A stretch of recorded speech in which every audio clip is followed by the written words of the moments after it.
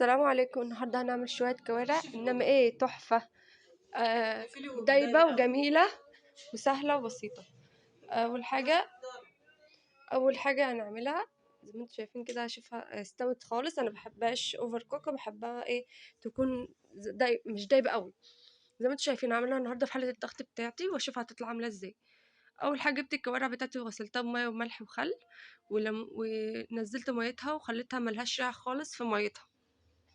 بعد كده بدأت ان انا اشوحها في الحلة بتاعتي الضغط على طول، ما في نفس الحلة اللي انا هعمل فيها الشوربة شوحت فيها اللحمة.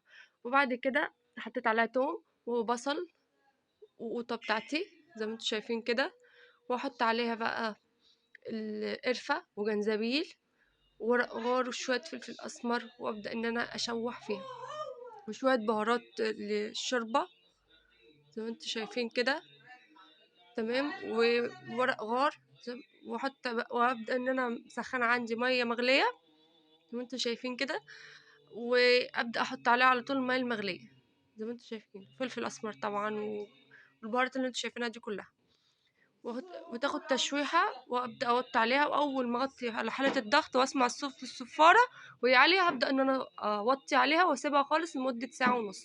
الجرعه دي كبيره، خدت ساعه ونص معايا في حاله الضغط زي ما انتم شايفين كده. ابدا ان انا احط الميه المغليه بتاعتي دلوقتي. واهم حاجه ما تنسوش تصلوا على النبي عليه الصلاه والسلام، وكل سنه وانتم طيبين. وما تنسوش تشتركوا في القناه وتدوسوا لايك وشير واشتراك في القناه وتفعلوا زر الجرس اللي يوصلك كل فيديوهاتي.